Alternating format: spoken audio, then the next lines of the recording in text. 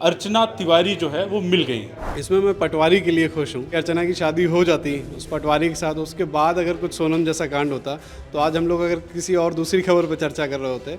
तो इसमें एक राहत की बात यह है कि पटवारी बच गया। शादी नहीं करना चाहती थी, एक पटवारी लड़के से घर वाले शादी कराना चाहते थे, उससे वो खुश नहीं थी, मना किया कई बार। कानून का गलत इस्तेमाल करने की उस पर केस दर्ज होना चाहिए। अर्चना पर केस दर्ज होना चाहिए क्या? कुछ तो होना चाहिए, पनिशमेंट तो मिलना चाहिए। वही कह रहा हूँ कि अर्चना तिवारी नर्मदापुरम एक्सप्रेस में चढ़ती हैं और अचानक से चलती हुई ट्रेन से वो गायब हो जाती हैं। यही एक वजह थी जिसकी वजह से अर्चना ने ये बड़ा कदम उठाया और यहाँ तक नेपाल बॉर्डर तक वो पहुँच गई। जो एसपी लोढ़ा है, जो इस केस के इन्वेस्टिगेशन ऑफिसर भी रहे हैं, उनसे जो प्रतिक्रिया मिली थी कि जब ये केस खुलेगा तो आप सन्न रह जाएंगे, भौचक्के रह जाएंगे, सरप्राइज्ड हो जाएंगे। जितनी उसकी मतलब गलती है उतनी फैमिली वाली की है इनडायरेक्टली, लेकिन है गलती। पढ़ाई लिखाई करना चाहिए, आत्मनिर्भर बनना चाहिए, लेकिन इतना भी आत्मनिर्भर का मतलब ये नहीं होता है कि आप परिवार की प्रतिष्ठा दांव पे लगा दें। जैसे एक वैज्ञानिक होता है जो पढ़ता है तो वो लाइव टेस्टिंग करता है, तो इसी तरह वकील भी अपनी पूरी लाइव टेस्टिंग कर ली, उसने सारा कुछ प्लान कर लिया। सोनम वाला जो मामला हुआ वो भी शादी और शादी के बाद हुआ। ये मामला, इसमें भी शादी का एक एंगल जो है सामने आया। सोनम का आप केस देख लीजिए, शादी हो गई, शादी से पहले अगर कुछ भी ऐसी चीज़ें थी, घर वालों को बताना, जो मैंने कहा मेरा ओपिनियन है, ज़रूरी होता है, घर वालों को आप बता दीजिए। लेकिन इतना बड़ा कदम उठा लेना कि किसी के बेटे को मार देना, या फिर आप इस तरीके से घर से भाग के चले जाओ, पूरा परिवार परेशान है। भाइयों की हमने तस्वीरें देखी हैं, भाई रोते हुए पुलिस से गुहार लगा रहे हैं कि उनकी बहन को ढूंढा जाए। ट्रेन में ही जिसकी कहानी शुरू होती है, ट्रेन तक पहुंचते पहुंचते वो कहानी 1 साल पहले ट्रेन से सफ़र शुरू हुआ, बातें हुई, मुलाकात हुई, और ट्रेन से ये सफ़र ट्रेन से लापता वाली सीरीज बन गई। बिल्कुल। इस टाइप के केसेस होने से पुलिस प्रशासन का बहुत सारा पैसा और समय बर्बाद होता है। जो अपने मन की बात नहीं कह पाते परिवार से, इंट्रोवर्ट या इस प्रकार के लोग होते हैं, इस परिवार में इंट्रोवर्ट तो नहीं। एज अ मीडिया मैन आपको क्या लगता है, जितना कुछ खुलासा हुआ है, एसपी ने जितना कुछ बताया है, क्या आप उससे संतुष्ट हैं? परिवार का पक्ष हमने देखा, पुलिस का पक्ष हमने देखा,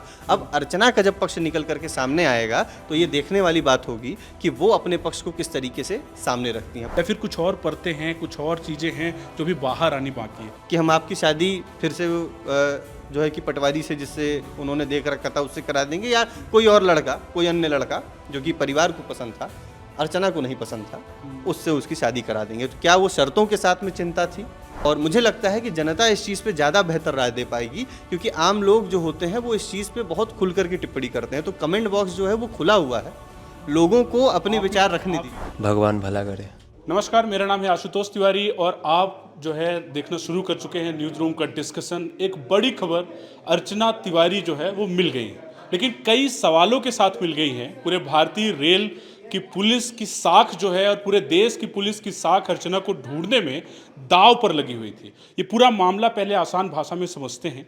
हमारे साथ जो है हमारे सहयोगी प्रत्यक्ष सर हैं। प्रत्यक्ष सर, कैसे ये पूरा मामला, इसे कैसे देखते हैं आप? देखिए, सबसे पहले तो मामले की शुरुआत अगर थोड़ा जिस्ट में और सारांश में दर्शकों को बताएं तो 7 से 8 तारीख के बीच में, जैसा कि अभी भी पुलिस ने अपने प्रेस कॉन्फ्रेंस में कहा है कि 7 से 8 तारीख के बीच में अर्चना तिवारी नर्मदापुरम एक्सप्रेस में चढ़ती हैं और अचानक से चलती हुई ट्रेन से वो गायब हो जाती हैं। अब ये केस ऐसा बना कि अचानक से लापता मध्य प्रदेश की बेटी, यानी कि कोई एक लड़की है जो कि लापता हो गई है, और उसको ढूंढने के लिए पूरा पुलिसिया महकमा जो है वो अपनी पूरी ताकत लगा देता है, साख लगा देता है। 12 दिन बीत जाते हैं।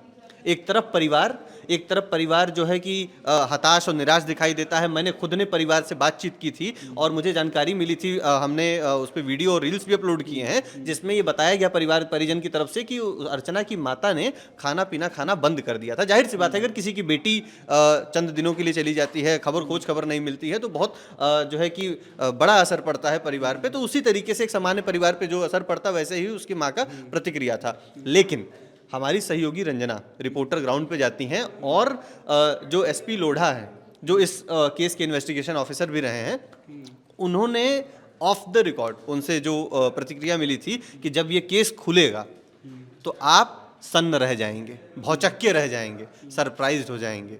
आप जिस तरीके के नैरेटिव मीडिया में चल रही है, जिस तरीके की बातें मीडिया में चल रही है, सोशल मीडिया में जिस तरीके की बातें चल रही हैं, वो सारी की सारी जो बातें हैं वो धरी की धरी रह जाएंगी। और वास्तव में आज का जो प्रेस कॉन्फ्रेंस हुआ उसमें सिलसिलेवार तरीके से, जिस तरीके से उन्होंने इस चीज़ को डिकोड किया, एक बार जल्दी से उसे भी समझ लेते हैं। जब उन्होंने शुरुआत की तो उन्होंने तारीख बताया जिस तारीख से अर्चना गायब हुई, उस तारीख के बाद अर्चना कैसे उतरती हैं, ऐसी जगह उतरती हैं जहाँ पे सीसीटीवी कैमरे का जो एक्सेस है, अगर ठीक मुझे याद है शायद इटावा स्टेशन है, इटारसी स्टेशन है, इटारसी स्टेशन पे वो उतरती हैं। सीसीटीवी कैमरे को जहाँ पे सीसीटीवी कैमरे का एक्सेस नहीं था उसके जो है कि घेरे से छिप करके वो वहाँ प्लानिंग के साथ, अच्छी प्लानिंग के साथ, प्रॉपर प्लानिंग वो क्रिमिनल माइंड, मतलब लग रहा था कि वो सिविल जज की तैयारी यूं ही नहीं हो रही। सबसे बड़ी चीज जो बाद में दर्शकों ने भी कमेंट सेक्शन में काफी लिख करके याद दिलाया कि लॉ का इस्तेमाल, लॉ की पढ़ाई, सिविल जज की तैयारी कर रही थी, लॉ की उन्होंने LLB कर लिया था, LLM की पढ़ाई उनकी चल रही थी। कुल मिलाकर के जिस तरीके से वो प्लानिंग को किया गया, और ये देखिए सबसे ज़्यादा संयोग की बात कह लीजिए या क्या कि एक लड़के का नाम इसमें सामने आ रहा है, नाम है सारांश तेजिंदर जो है कि ड्राइवर सहयोगी, जो कि अर्चना के लिए लॉजिस्टिक्स का मदद जो है। ये कनेक्शन जरा समझाइएगा, ये सारांश से मुलाकात होती है। सारांश के बारे में पुलिस ने जो जानकारी दी है, और वही हमारे पास भी वही जानकारी है कि सारांश एक एंटरप्रेन्योर है जो कि ड्रोन्स को लेकर के स्टार्टअप उसने शुरू किया, लेकिन उसको अपने स्टार्टअप में लीगल कुछ समस्या आ रही थी। जनवरी की बात है, जनवरी में ही सारांश से अर्चना की मुलाकात हुई थी, ट्रेन में ही। अब ये संयोग देखिए, ट्रेन में ही जिसकी कहानी शुरू होती है, ट्रेन तक पहुंचते पहुंचते वो कहानी 1 साल पहले ट्रेन से सफर शुरू हुआ, बातें हुई, मुलाकात हुई, और ट्रेन से ये सफर, ट्रेन से लापता वाली सीरीज बन गई। बिल्कुल, तो ट्रेन से ही जो है कि लापता, यानी कि एक तरह से बोला जा सकता है कि जहां से कहानी की शुरुआत हुई थी वहीं पे ये कहानी विराम लेती है। अब अर्चना गायब होती हैं, और सबसे बड़ी चीज रूट को देखिए, रूट कितना मतलब कि प्लानिंग के साथ इन्होंने चुना कि पहले मध्य प्रदेश से वो निकलते हैं, फिर उसके बाद अगर मैं इसको फास्ट फॉरवर्ड करते हुए जाऊं तो हैदराबाद जाते हैं, दिल्ली की तरफ जाते हैं, और वहाँ से अचानक से नेपाल जाते हैं, और फिर नेपाल उनके पास फ़ोन जाता है, व्हाट्सएप कॉल पे सारांश से वो जुड़ी हुई थी। सारांश ने जो है कि यकीन दिलाया था कि थोड़े दिन में मैं भी जो है नेपाल आपके पास आ जाऊंगा, थोड़े दिन बाद मैं भी नेपाल आ जाऊंगा। अब पुलिस अभी बार बार इस चीज़ को कोट कर रही है कि दोस्ती का रिश्ता था, तो हम भी, क्योंकि पुलिस के औपचारिक बयान में दोस्ती की बात सामने आई है, तो हम भी अभी तक दोस्ती के एंगल पे ही हम उसी पे बात करेंगे।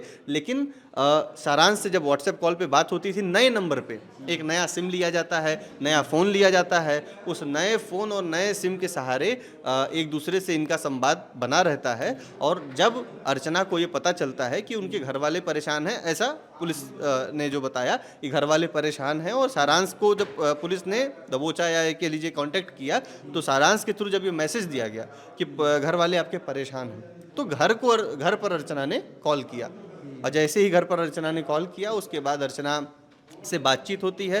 अर्चना फ्लाइट के थ्रू वापस आती हैं, और उसके बाद लखीमपुर से अर्चना को बरामद कर लिया जाता है। और टाइमिंग देखिए कितनी बड़ी टाइमिंग है कि कल 10:55 पे SP लोढ़ा का एक ट्वीट आता है, और उस ट्वीट के बाद से ही जो सारी कवायतें दिन भर से चल रही थी कि अर्चना ग्वालियर में हो सकती हैं, या फिर अर्चना मिल गई हैं, कहीं गुप्त स्थान पे उन्हें रखा गया है, ये सारी चीज़ों से पर्दा उठ जाता है। अब इस केस ने जो सवाल खड़े किए थे कि अर्चना सकुशल हैं या नहीं, परिवार से बात करने के बाद ये सवाल के जवाब मिल जाते हैं। फिर उसके बाद सवाल खड़ा होता है कि अगर सकुशल हैं, ठीक ठाक हैं, तो मामला क्या है, ऐसी कौन सी बात है। और जो SP लोढ़ा का एक ऑफ द स्टेटमेंट विस्तार न्यूज़ से जो एक बातचीत हुई थी कि आपके जो दिमाग हैं वो खुल जाएंगे, ये किसी फिल्म और सीरीज से बड़ी कहानी आपको मिलेगी, और वैसी ही कहानी मिली है। कुल मिलाकर सवालों का एक ऐसा तूफान आकर खड़ा हुआ है जो शायद नीले ड्रम के बाद, सोनम के बाद सबसे ज़्यादा सवालों का उफान जो है। बिल्कुल। तो ये मिलने से पहले जैसे जितने सवाल थे, मिलने के बाद उससे ज़्यादा सवाल खड़े हो गए हैं। तो मैं चाहूँगा कि आप और ज़्यादा न्यूज़ रूम के हमारे जो साथी हैं एक बार उनसे बात करें, और वो क्या सोचते हैं इस तरीके की केस के बारे में आप जानें। सबसे बड़ा सवाल ये है कि लापता क्यों हुई, क्यों ये पटकथा लिखनी पड़ी, क्या उसके पीछे की कारण रही होगी कि एक लड़की को ये सोचना पड़े कि हम जो है, हमारे पास कोई रास्ता नहीं, हम भाग चलते हैं, एक ऐसे सफ़र पर निकल चलते हैं जहां देश की पुलिस लग जाए, भारतीय रेल की पुलिस लग जाए, कैसे देखती हैं आपने इस पे खबर की? जैसे अर्चना मिली सबसे पहले आपने खबर की, मिलियन लोगों ने देखा। देखिए, मुझे ऐसा लगता है जो अभी तक की जानकारी हमें मिली कि शादी नहीं करना चाहती थी। एक पटवारी लड़के से घर वाले शादी कराना चाहते थे, उससे वो खुश नहीं थी, मना किया कई बार, घर में काफ़ी बहस हुई, लेकिन उसके बावजूद जब आखिरी अल्टीमेटम परिवार वालों की तरफ से ये दे दिया गया कि अब सब कुछ छोड़ के, पढ़ाई छोड़कर, अपनी वकालत छोड़कर आप आ जाओ घर और शादी कर लो, तो इससे अर्चना ने ये कदम उठाया जो अभी तक की हमें जानकारी मिली है, जो पुलिस ने हमें जानकारी दी है। मुझे ऐसा लगता है कि अगर मेरा पर्सनल ओपिनियन है तो इतना बड़ा कदम जो पूरे प्रदेश की पुलिस को दौड़ाने पे मजबूर कर दे, नहीं उठाना चाहिए। आप घर वालों से आप मना कर रहे हो, आप बात कर रहे हो, आप बात कीजिए, घर वाले आपके मानेंगे, सारी चीज़ें हैं, लेकिन यही एक वजह थी जिसकी वजह से अर्चना ने ये बड़ा कदम उठाया और यहाँ तक नेपाल बॉर्डर तक वो पहुँच गई। बीच में जो लड़के सारांश का नाम आ रहा है, दोस्ती थी उनकी, उन्होंने उनका साथ दिया, अर्चना का साथ दिया इस पूरे प्लानिंग में, और खुद अर्चना इस प्लानिंग की मास्टरमाइंड थी। ये एक बात जो पुलिस ने कही है, ये एक बात जो सामने आई है कि पूरा प्लान अर्चना का था, और सबसे बड़ी वजह जो मैं समझती हूँ वो यही निकल कर सामने आई कि उन्हें शादी नहीं करनी थी, और दोस्ती जो ट्रेन में शुरू हुई, फिर आगे चल के बात शुरू हुई, भागने तक का जो साथ था, इसमें सारांश ने अर्चना का साथ दिया, तो शादी एक बड़ी वजह समझ में आई है मुझे अभी तक। सोनम वाला जो मामला हुआ वो भी शादी और शादी के बाद हुआ, ये मामला, इसमें भी शादी का एक एंगल जो है सामने आया। इसे कैसे देखती है, कैसे कंपेयर करेंगे, और शादी कितना बड़ा मसला बनता जा रहा है आज की जनरेशन के लिए? देखिए, कई सारे ऐसे केसेस सामने आए हैं जहाँ पर शादी एक बड़ा मामला बनता जा रहा है। सोनम का आप केस देख लीजिए, शादी हो गई, शादी से पहले अगर कुछ भी ऐसी चीज़ें थी, घर वालों को बताना, जो मैंने कहा मेरा ओपिनियन है, ज़रूरी होता है, घर वालों को आप बता दीजिए, लेकिन इतना बड़ा कदम उठा लेना कि किसी के बेटे को मार देना, या फिर आप इस तरीके से घर से भाग के चले जाओ, पूरा परिवार परेशान है। भाइयों की हमने तस्वीरें देखी हैं, भाई रोते हुए पुलिस से गुहार लगा रहे हैं कि उनकी बहन को ढूंढा जाए, और लगातार मीडिया भी लगी हुई है इस खबर को कवर करने में कि मध्य प्रदेश की एक बेटी अचानक ऐसे कैसे लापता हो गई। तो शादी एक बड़ी वजह इसमें निकलकर सामने आ रही है, और मुझे ऐसा लगता है कि इस तरह की जो चीज़ें हैं हमें घर परिवार से डिस्कस करना चाहिए, और इस तरह के कदम नहीं ही उठाने चाहिए।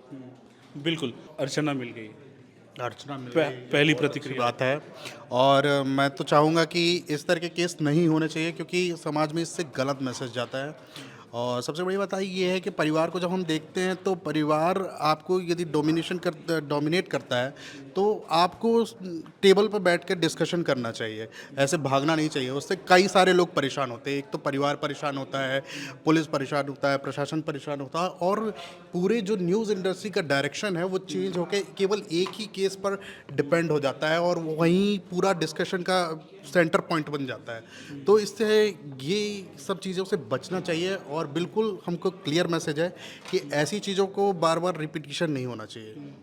लेकिन बड़ा सवाल एक ये भी है कि अक्सर आपने देखा होगा कि ऐसे मामले जो हैं वो पढ़े लिखे लोग भी कर रहे हैं, मतलब जो अच्छे पढ़े लिखे हैं, वो सिविल जज की तैयारी कर रही थी, आपने जैसे देखा, इसके बाद भी ऐसे कदम जो है उनके द्वारा उठाया गया, इसे कैसे देखते हैं? ये बिल्कुल इस तरह है कि जो मुझे आता है मैं उसकी लाइव टेस्टिंग कर रहा हूँ।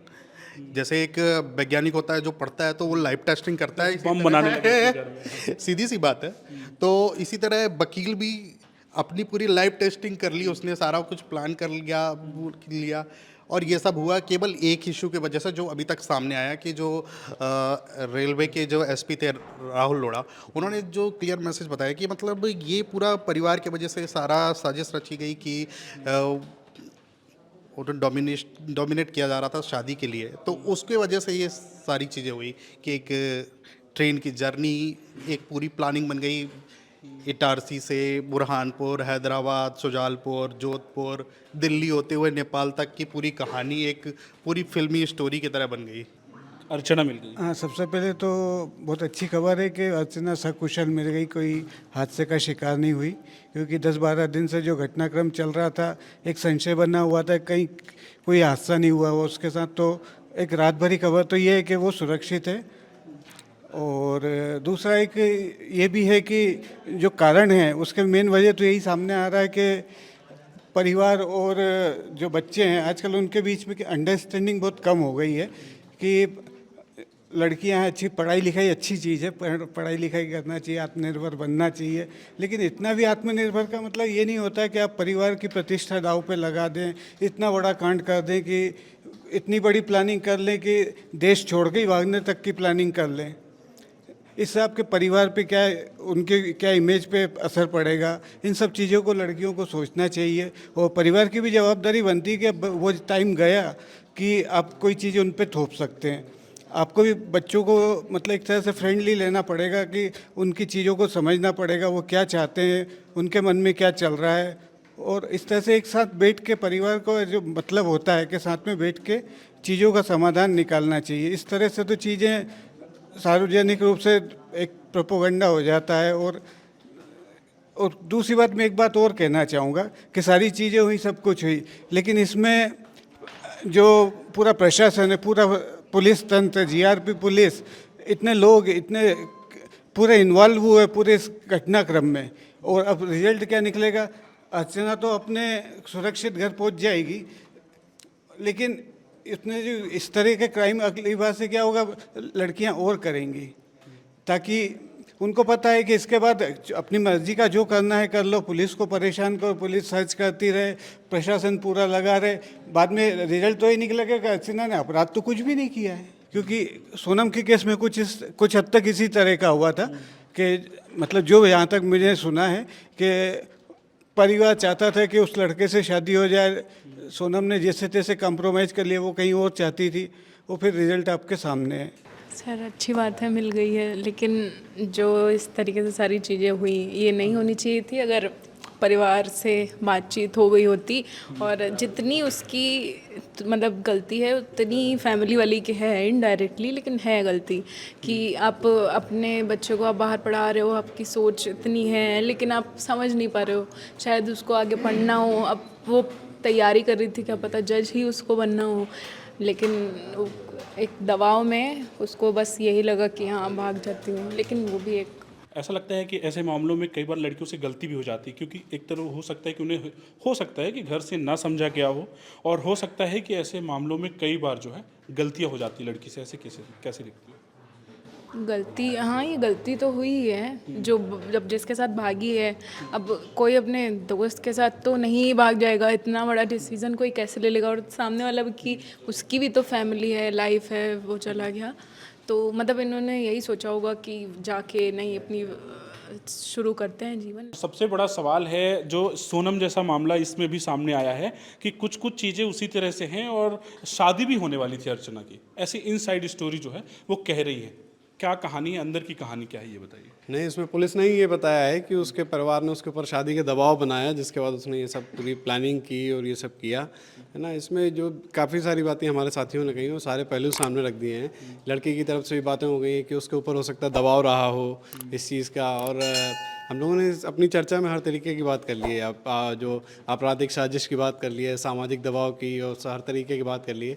सोनम राजा वाला एंगल भी जो हम लोगों ने देखा, इसमें मेरा बस एक, क्योंकि इतनी सीरियस चर्चा हो गई, इसलिए एक इसको एक हल्के मोड पे ख़त्म करने का मेरा एक मकसद है कि इसमें मैं पटवारी के लिए खुश हूँ कि इसमें इसको ऐसे देखें कि अगर मान लीजिए कुछ ऐसा हो जाता कि उसकी अर्चना की शादी हो जाती उस पटवारी के साथ, उसके बाद अगर कुछ सोनम जैसा कांड होता, तो आज हम लोग अगर किसी और दूसरी खबर पर चर्चा कर रहे होते। तो इसमें एक राहत की बात यह है कि पटवारी बच गया। पटवारी के लिए आप खुश हैं? आप कैसे देखते हैं अर्चना मिल गई? पहले तो बहुत अच्छी बात है, खुशी की बात है कि अर्चना मिल गई। पुलिस ने अपना बहुत अच्छे से काम किया और अर्चना को ढूंढ निकाला।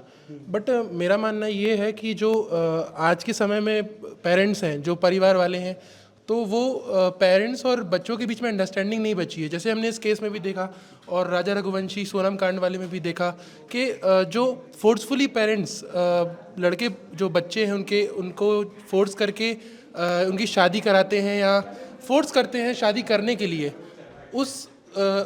उसमें जो है पेरेंट्स को अंडरस्टैंडिंग होनी चाहिए बच्चों को लेकर कि किस तरह हम उनको अंडरस्टैंड करें, और इस चीज़ों से बचा जा सकता है। साथ में एक चीज़ और हम देखते हैं कि इस टाइप के केसेस होने से पुलिस प्रशासन का बहुत सारा पैसा और समय बर्बाद होता है।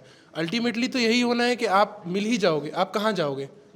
तो मेरा ये कहना है कि आपको कोई भी चीज़ है तो वो बैठ के सॉल्व करनी चाहिए, पेरेंट्स को भी कुछ समझना चाहिए और बच्चों और पेरेंट्स को मिलके इस बात का डिसाइड करना चाहिए। बिल्कुल। अर्चना तिवारी बहुत परेशान किया सबको, बहुत परेशान मीडिया मैन से लेके पुलिसकर्मी हर कोई हम लोग दौड़ ही रहा था, भाग ही रहा था, ढूंढ ही रहा था। जैसा अब अभी मिल गई। भाई ने बताया कि इस तरह के केसेस में बहुत सारा सरकारी तंत्र खर्च होता है, सरकारी पैसा खर्च होता है। और आप जैसा एसपी साहब शायद बता रहे थे, जहाँ तक हम लोगों ने सुना कि अर्चना पे कोई केस दर्ज नहीं किया जाएगा और सिर्फ मेडिकल करके शायद से छोड़ दिया जाए, जहाँ तक ऐसा सुनने में आया है। अर्चना पर केस दर्ज होना चाहिए क्या? कुछ तो होना चाहिए, पनिशमेंट तो मिलना चाहिए। वही कह रहा हूँ कि इस अर्चना पे और कोई केस दर्ज हो ना हो, सरकारी तंत्र का जो उसने मिसयूज़ किया है, कानून वो जानती थी, सिविल जज की तैयारी कर रही, कानून की बहुत अच्छी जानकार है, तो कानून का गलत इस्तेमाल करने की उस पर केस दर्ज होना चाहिए। और जितना सरकारी तंत्र, जितना पैसा उसको खोज करने में जो है वेस्ट हुआ है, वेस्ट तो नहीं, खैर कामयाब ही रहा, मतलब खर्च हुआ है, वो वसूला जाना चाहिए सारांश और अर्चना से। क्या अर्चना तिवारी जब से वो लापता हुई, उनको ढूंढने में पुलिस महकमा और भारतीय रेल की पुलिस इतने सारा संसाधन जो है खर्च हुआ, लगातार लोग ढूंढने के लिए जो है लगातार अभियान चला रहे थे, क्या अर्चना पर कोई छोटा मोटा मामला बनता है? क्योंकि आप देखें तो कोई अपराध उन्होंने अब तक नहीं किया है, शायद इसीलिए उन पर कोई केस दर्ज नहीं हुआ है। आपको क्या लगता है, आपकी क्या राय होगी इस पर? आखिरी आपका जो है राय होगा कि क्या लगता है आपको कि क्या उनके खिलाफ केस दर्ज होना चाहिए? देखिए, भारतीय कानून के अनुसार जैसा एसपी साहब ने बताया कि कोई ऐसा केस जो है अर्चना के ऊपर नहीं चलेगा, लेकिन आप लॉ की पढ़ाई कर रही हैं, लॉ की पूजा कर रही हैं। भारत में भी थोड़ी दिन पहले सिविक सेंस को लेकर के काफ़ी आलोचना हो रही थी कि लोगों के पास सिविक सेंस नहीं है, संसाधनों का गलत उपयोग करते हैं, व्यवहार, मानवता, बातचीत, एटिकेट्स, बिहेवियर, इन सारे चीज़ों पे बात हो रही थी। और नैतिकता भी होती है। बिल्कुल बिल्कुल नैतिकता पे बात हो रही थी, यानी कि सिविक सेंस जो है उसको लेकर के काफ़ी चर्चा उठी। और भारत की जो रेटिंग है इस मामले में और देशों की तुलना में थोड़ा सा कमतर आंकी गई। कारण भी ये निकल करके आता है कि टूरिज्म के मामले में भारत को लोग कम प्रेफर करते हैं। अगर इस तरीके का सिविक सेंस दिखाया जाएगा एक लॉ परसुइंग स्टूडेंट की तरफ से, तो जाहिर सी बात है जो संदेश जाएगा ये बहुत नकारात्मक जाएगा। पहला तो सिविक सेंस के आधार पे, और हम लोग वीडियोस भी देखते हैं, जब अमेरिकी कोर्ट में जब आप सिग्नल को क्रॉस कर देते हो, एक सिग्नल को क्रॉस कर रहे हो, उसके लिए भी आपको कोर्ट बुलाया जाता है और आप अपनी गलती को मानते हो। इससे ये समझ में आता है कि सोसाइटी को आप किस तरीके से नर्चर कर रहे हो, कैसे आप उसे पोषित कर रहे हो। तो सिविक सेंस के लहजे से कुछ इस पे एक कठोर एक्शन जरूर होना चाहिए कि आपने जो भी काम किया। जाहिर सी बात है, एक पक्ष ये भी है कि जबरन किसी के ऊपर कोई रिश्ता नहीं थोपा जा सकता, नहीं थोपा जा सकता। जबरदस्ती शादी नहीं कराई जा सकती, आजीवन रहने का सवाल है। ये अपने आप में एक बहुत ही मजबूत और कठोर पक्ष है। परिवार के ऊपर भी इसकी जिम्मेदारी लेनी चाहिए। जब आपने एफआईआर कराया तो क्या पुलिस के साथ आपने ये पहलू, ये कड़ी आपने साझा की?